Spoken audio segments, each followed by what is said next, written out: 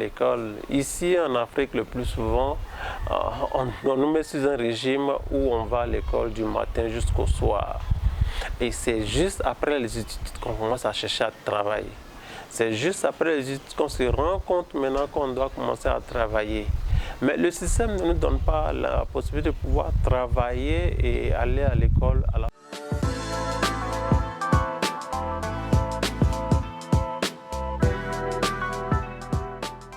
Bonsoir, comment entreprendre? Bienvenue sur la page de l'entrepreneur. On va discuter aujourd'hui un peu comment entreprendre. Vous savez, souvent vous avez une idée où vous voulez entreprendre, n'est-ce pas? Et vous vous demandez, la première image, vous faites une image aussi belle qu'elle soit, c'est-à-dire que je vais entreprendre, je vais réussir, je vais faire ça. Bon, supposons que vous voulez vendre des habits. Vous vous dites, bon, voilà, tout ce qu'il me faut, c'est de prendre un magasin, mettre des habits, commencer à vendre. Je sais que les gens ils vont acheter. Ou alors parce qu'un ami vous a dit que, bon, voilà, ça, si vous achetez ça là, que vous vendez, ça va passer, ça va marcher. N'allez pas avec ce que les gens disent, mais suivez souvent l'idée que vous êtes en train de nourrir. Nourrissez-la, posez-vous des questions, cherchez à voir dehors ce qui existe déjà, cherchez à comprendre tous les contours du business pour voir un peu. Si vous pouvez même causer avec des gens qui sont dans le système, dans le domaine, c'est vrai, ils ne vont pas tous vous donner des informations comme il se doit, mais certaines personnes vont vous fournir des informations qui vous seront vraiment utiles. Quand vous prenez les informations d'une personne à une autre personne, faites attention. Vous devez trier, c'est-à-dire que tout ça vous mettez dans un entonnoir et vous faites un tri. Prenez l'information qui s'applique à votre business. Toutes les informations ne sont pas bien à prendre. Il y en a qui sont dépassées, il y en a qui ne sont pas vraiment nécessaires au business qu'on veut faire. Vous devez pouvoir faire le tri. Je prends le même cas de suite là où des amis vous disent que non, vous avez un talent et je sais que si vous vendez des habits, ça va marcher. C'est vrai que ça va marcher, mais bon, voilà, comment? Parce qu'avec l'heure du digital, est-ce que je peux vraiment vendre sans le digital? Est-ce que je peux déjà vendre les mêmes personnes qui me disent que ça va marcher? Est-ce qu'ils vont vraiment acheter mes habits? Certainement, ils vont vous dire que c'est bien, c'est bon, mais les mêmes personnes viendront certainement prendre crédit et ils auront du mal à vous payer. Pourtant, vous voulez vivre de ça, vous devez payer un loyer, vous devez payer vous-même chaque jour manger cela. Donc, si vous n'avez pas beaucoup réfléchir, vous allez vous casser la tête en fait. Et c'est ce qui fait que beaucoup de fois, on entreprend et on échoue parce qu'on n'a pas pris le temps de réellement cerner le contour du business dans lequel on veut rentrer. Supposons que vous voulez commencer la restauration. Parce qu'on vous dit que non, les gens ont toujours faim, les gens ont toujours mangé, ici, là, les gens ne mangent pas, ici, comme si. Et puis bon, vous vous lancez dedans aussi sans chercher à savoir le besoin exact de l'homme et vous sans chercher à savoir à combien vous devez vendre le plat, sans chercher à comprendre combien de personnes pourraient certainement être intéressées à vos plats, sans chercher même à faire une étude préalable sur les genres de plats que vous allez donner aux gens. C'est-à-dire que vous allez avoir des problèmes. Peut-être comme les gens ont souvent le amours à côté là, ça peut marcher, mais ce n'est pas toujours que les amours marchent. Mais hey, il faut faire une étude d'abord du terrain. On regarde qu'est-ce que ceux qui sont sur le terrain donnent aux autres. Et bon, voilà, qu'est-ce que moi, en venant sur ce terrain, qu'est-ce que je peux apporter de nouveau, qu'est-ce que je peux apporter de plus comme service. Quel plat je vais ramener pour que les gens puissent être intéressés et à quel prix. Là, c'est le plus important. C'est-à-dire que la cible, si vous connaissez votre cible, vous savez quoi vendre. Si vous savez que votre cible, c'est des gens qui ont un salaire médian, qui sont capables de dépenser peut-être 1000 francs, 2000 francs au moins à midi, vous pouvez vendre des plats qui peuvent aller de 1000 francs à 2000. Mais si vous êtes dans un coin où les gens ont du mal à manger, qu'ils ne peuvent faire que des plats de 300, pas plus que 500, et que vous allez vous mettre dans une histoire de plats de 1000 francs, mais écoutez, vous allez rester là. Même si vous vendez les plats que vous allez faire à 1000 francs, à 500, c'est bien entendu que vous allez vendre à perte. et vous n'allez pas, c'est vrai.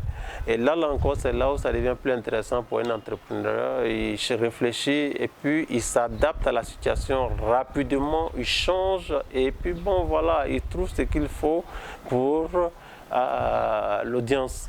Mais le temps perdu, on ne rattrape pas le temps perdu malheureusement.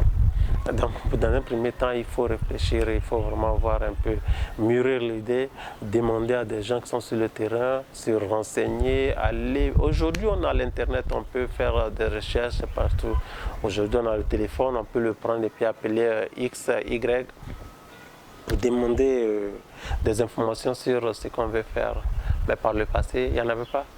Donc, on faisait quelque chose, on échoue, on tombe, on se relève, on pleure un peu, on s'essuie, et puis bon, on reprend encore, on va, et ainsi de suite. Mais aujourd'hui, on peut, et il y a beaucoup d'étapes qu'on peut sauter, par exemple, à ce jour. Juste avec une petite information, on peut sauter certaines étapes. Voilà. J'ai envie de pouvoir emboîter encore sur un autre sujet, par exemple, les étudiants, par exemple, qui commencent à aller à l'école. Ici, en Afrique, le plus souvent, on nous met sur un régime où on va à l'école du matin jusqu'au soir. Et c'est juste après les études qu'on commence à chercher à travailler. C'est juste après les études qu'on se rend compte maintenant qu'on doit commencer à travailler. Mais le système ne nous donne pas la possibilité de pouvoir travailler et aller à l'école à la fois. Et même si on a un temps mort pendant tout ce temps-là, le plus souvent, les gens ne sont pas habitués, à part les cours à domicile. Très peu de personnes ont une imagination créative, une créativité, une imagination fertile pour pouvoir faire quelque chose qui va les apporter quelque chose. Je prends par exemple, je suis un étudiant et puis bon voilà, j'ai un smartphone et je vais par exemple lundi à l'école, le mardi je ne vais pas à l'école, mercredi je vais à l'école. Et même si je vais les autres jours à l'école, souvent bon, je ne suis pas programmé, les jours ne sont pas programmés. Comment est-ce que je mets ces jours à profit? La question.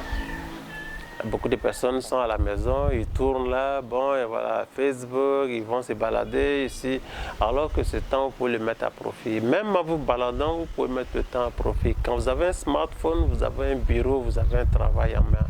Mais comment? C'est en fait c'est la partie la plus intéressante qui est là. Moi, je prends par exemple un exemple banal. J'ai un smartphone. Vous savez, quand vous utilisez Snapchat pour prendre des photos, les selfies et autres, là, ce sont des photos que vous pouvez valoriser et revendre sur Google. C'est-à-dire que toute fois qu'on télécharge une image, vous gagnez quelque chose. Est-ce que vous le saviez? Si vous ne le saviez pas, bon voilà, c'est une option qu'il faut explorer. C'est-à-dire que vous prenez de très belles images. Les images partent de là où vous vivez et là où vous partez. Par exemple, je me balade, j'arrive au marché, je vois une image qui est très bien et bon voilà, j'essaie de recadrer pour voir est-ce que cette image serait une très belle image et je la prends et puis bon voilà, je la mets sur Google. Ils ont des sites qui sont là pour pouvoir vendre ces images. C'est-à-dire que vous allez vous enregistrer, créer un compte et télécharger ces images. Et chaque fois que quelqu'un télécharge cette image, vous serez payé. Et donc vous voyez que vous pouvez avoir le smartphone et puis bon, en vous baladant déjà, faire de l'argent tranquillement. C'est comme si vous baladez, vous voyez un chien ou bien, bon voilà, un chat ou bien un animal qui est, et puis bon, vous aimez, vous regardez l'image, vous savez que quelqu'un d'autre va aimer. Si vous avez aimé l'image, c'est fort probable qu'une autre personne aime l'image. Donc vous pouvez le faire, c'est possible. Tout ce que vous devez faire, certainement, peut-être, c'est utiliser des filtres, mais attention aussi à savoir utiliser les filtres parce que quand vous exagérez, ça change carrément l'image et ce n'est plus du naturel. Par contre, il y a des gens qui veulent des images naturelles, il y en a aussi qui veulent un peu transformer, mais le contexte intéresse beaucoup de personnes. Donc, il y a ça aussi.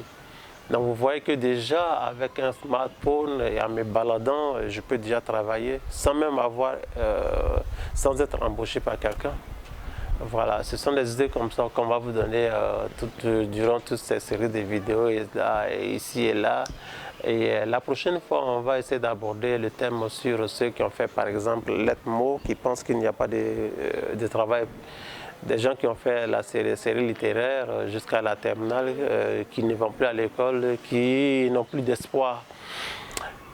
Vous pouvez travailler, ça je vous le garantis.